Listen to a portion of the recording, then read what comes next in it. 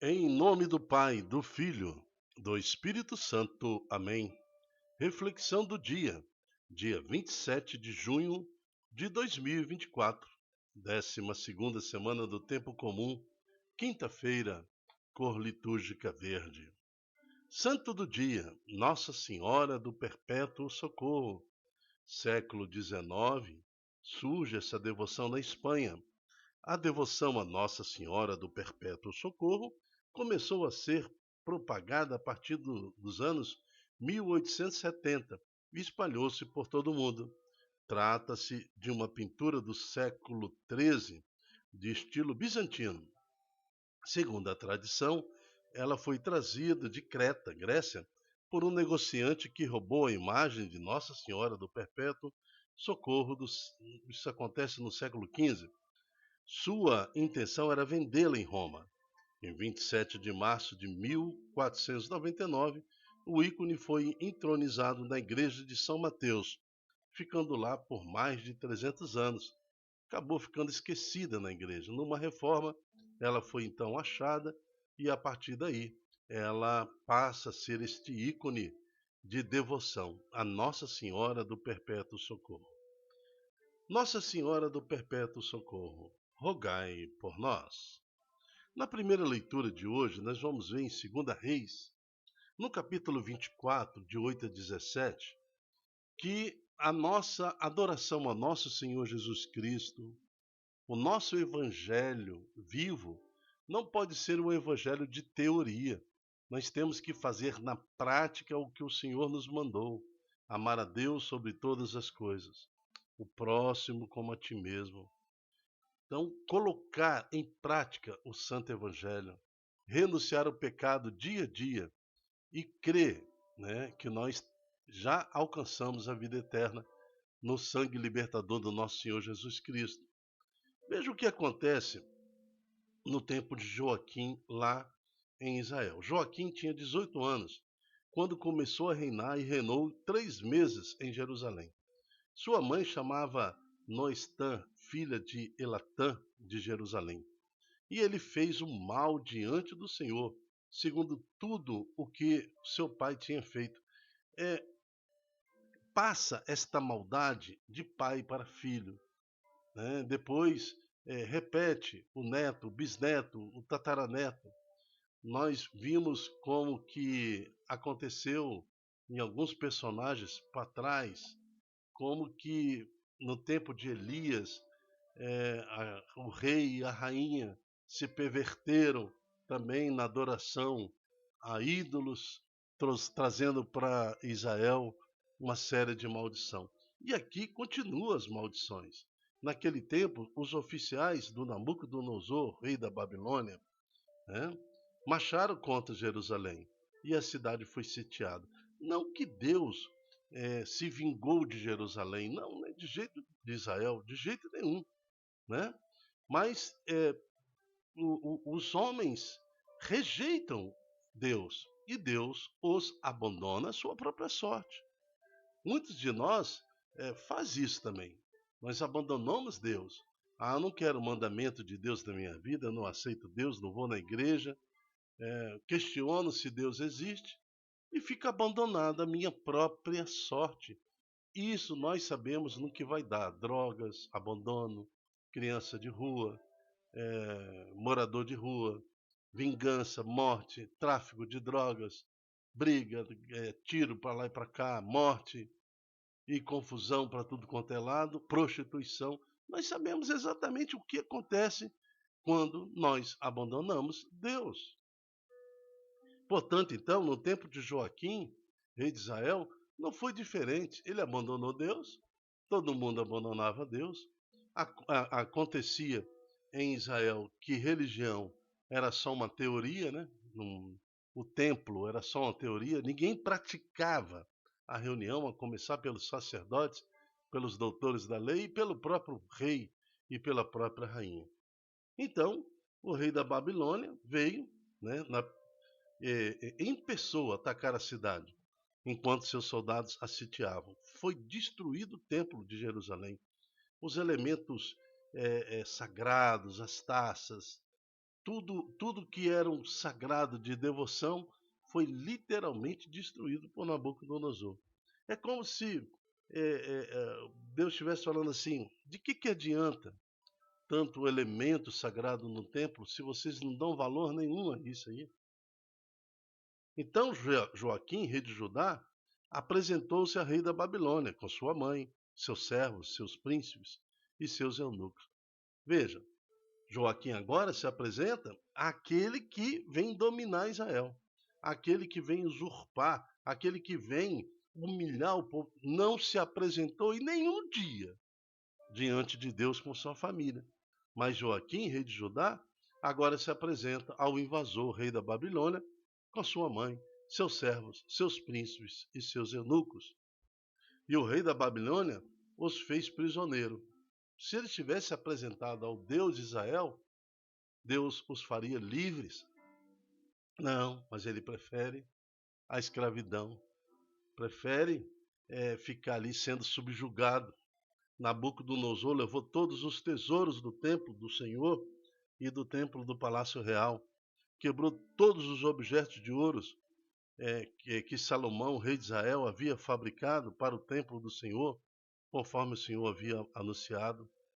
Levou para o cativeiro Jerusalém inteira, todos os príncipes e todos os valentes do exército, num total de 10.000 exilados, tudo como escravo. Todos os ferreiros, serralheiros, só deixou a população mais pobre do país. Deportou Joaquim para a Babilônia e, do mesmo modo, exilou de Jerusalém para a Babilônia a rainha, sua mãe, as mulheres, seus filhos, seus eunucos, todos os nobres do país, todos os homens fortes, no total de 7.000, os ferreiros e serralheiros, em número de 1.000, todos os homens capazes de empunhar a arma, foram conduzidos para o exílio pelo rei da Babilônia. Em lugar de Joaquim, ele nomeou o seu tio paterno, Matanias, mudando-lhe o nome para Sedecias, para governar ali Israel. Palavra do Senhor. Graças a Deus. A quem você quer servir? Aqui, Nabucodonosor representando tudo que tem de péssimo na política desse mundo, tudo que tem de péssimo daqueles que querem dominar pela cultura, dominar pela prática do liberalismo, do progressismo, tudo que de mais perverso que existe nesse mundo. Pode uma nação liberar uma droga? Como é que pode uma coisa dessa? Mas o povo quer, nós queremos adorar Nabucodonosor, entre aspas, do que adorar a Deus. Um leva à escravidão, outro leva ao sofrimento. O que nós estamos fazendo com a nossa vida? Quando nós tiramos Deus da nossa história, colocamos todas as maldições, todas as desgraças possíveis. Quantas e quantas vezes a humanidade tentou tirar Deus, e o que resultou historicamente, já éramos para ter aprendido há muito tempo que todas as vezes que a humanidade tira Deus da sua história, o povo decai, o povo sofre, o povo passa por penúria e sofrimento. Não foi diferente com o rei Joaquim e sua família, e com toda a geração que naquela época vivia em Jerusalém. Reinou Nabucodonosor, até que esse povo se arrependeu e conseguiu, 80 anos depois, a libertação da escravidão. O responsório de hoje está no Salmo 78. Por vosso nome e vossa glória, libertai-nos, Senhor. Nós fazemos besteira. Eu sei que nós caímos, nós temos uma tendência incrível ao pecado, mas uma lentidão enorme para a santidade. Mas por vosso nome e vossa glória, libertai-nos, ó Senhor. Invadiram vossa herança os infiéis. Profanaram, ó Senhor, o vosso templo. Jerusalém foi reduzida à ruína. Lançaram aos abutres como pastos os cadáveres dos vossos servidores, e as feras da floresta entregaram os corpos dos fiéis vossos eleitos. Por vosso nome e vossa glória, libertai-nos, ó Senhor.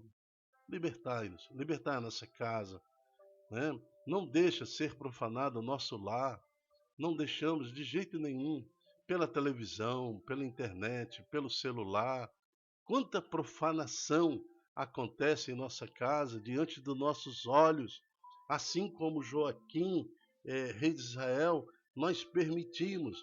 Veja, Joaquim, junto com a sua mãe, com seus filhos, com seus soldados, com seus eunucos, toda a autoridade da casa de Joaquim permite a imensidão de pecado e agora se dobra diante do invasor. Mas por vosso nome e vossa glória, libertai-nos, ó Senhor. Queremos reconhecer a nossa condição de pecado, de pecadores, mas é no vosso nome que nós pedimos agora.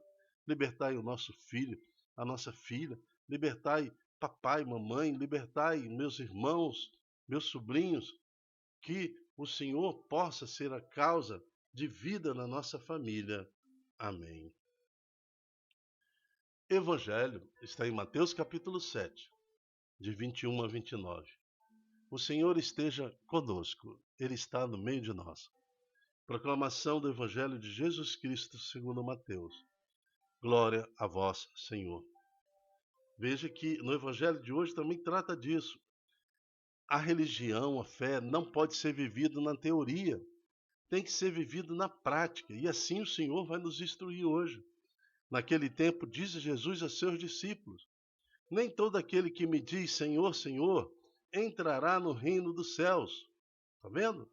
Não basta dizer Senhor, Senhor, eu tenho que viver a prática de crer no Senhor Jesus. O Evangelho tem que ser uma prática de vida. Nem todo aquele que diz Senhor, Senhor entrará no reino dos céus, mas o que põe em prática a vontade do Pai que está nos céus. Naquele dia, muitos virão me dizer: Senhor, Senhor, não foi em teu nome que profetizamos? Não foi em teu nome que expulsamos demônios? E não foi em teu nome que fizemos muitos milagres? Então eu lhes direi publicamente: jamais vos conheci. Afastai-vos de mim, vós que praticais o mal. E ainda usa a religião para isso, né? Ainda usa o nome de Deus para isso, para a prática do mal, para a prática permissiva, usando versículos bíblicos para justificar pecados. O que é isso? Né? Afastai-vos de mim, vós que praticais o mal. Portanto, quem ouve estas minhas palavras e as põe em prática, aí sim é como um homem prudente que construiu a sua casa sobre a rocha. Caiu a chuva, né? Todas as tentações, né? Vieram as enchentes, os ventos deram contra a casa, sofrimento, perseguição, tudo mais, mas a casa não caiu porque estava construída sobre a rocha da fé, sobre a rocha da determinação em servir a Deus. Estava construído sobre o sangue de Jesus. Viu? Por outro lado, quem ouve estas minhas palavras, o Santo Evangelho, a igreja, e não as põe em prática, é como um homem insensato, sem juízo. Como que um pai e uma mãe constroem um lar sem nunca ter levado os filhos numa missa, numa igreja, sem nunca ter rezado o terço junto, orado junto?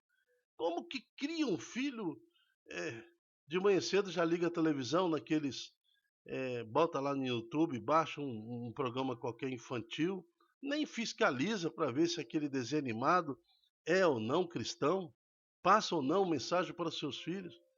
Então, por outro lado, quem ouve as minhas palavras e acha que a religião salva, é só teoria, deixa para lá, né? Não as põe em prática, é como um homem ou mulher sem juízo, um pai e uma mãe sem juízo, que constrói a sua casa sobre a areia, a sua família é construída sobre a areia, seus filhos não têm lastro nenhum de temor a Deus. Cai a chuva, vem as enchentes, os ventos sopram, né? E a casa cai em ruína completa. Como aconteceu na primeira leitura com a família de Joaquim. Veio Nabucodonosor e destruiu tudo. Eles só queriam orgia, sodomia pura, só queriam festa e mais festas, né? Desprezavam toda a lei de Deus, mas falava Senhor, Senhor. A prática, a teoria da religião eles tinham. Quando Jesus acabou de dizer essas palavras, a multidão né? As multidões ficaram admiradas com seu ensinamento.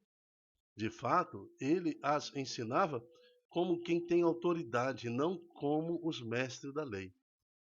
Palavra da salvação. Glória a vós, Senhor. Que o Senhor, então, possa ter misericórdia, piedade de cada um de nós, para que possamos, na misericórdia do Senhor e pela intercessão de Maria, sua mãe, que hoje nós louvamos a Deus na presença de Nossa Senhora do Perpétuo Socorro, que possamos receber de Deus agora toda força no Espírito, para não permitirmos jamais que o inimigo se sobreponha a Deus na nossa casa, na nossa família, e que a nossa casa, nossos filhos, o nosso lar, seja protegido pelo santo nome do Senhor Jesus, na confiança de um dia ressuscitarmos com Cristo. Amém. Eu me chamo Dilton Góes. O nosso projeto chama-se Ai de mim se não evangelizar. Seja você também um evangelizador. Multiplique em suas redes sociais este ensino, esta palavra, para que mais corações estejam sensíveis à presença do nosso Senhor Jesus Cristo. Até a próxima, se Deus quiser. Tchau, tchau.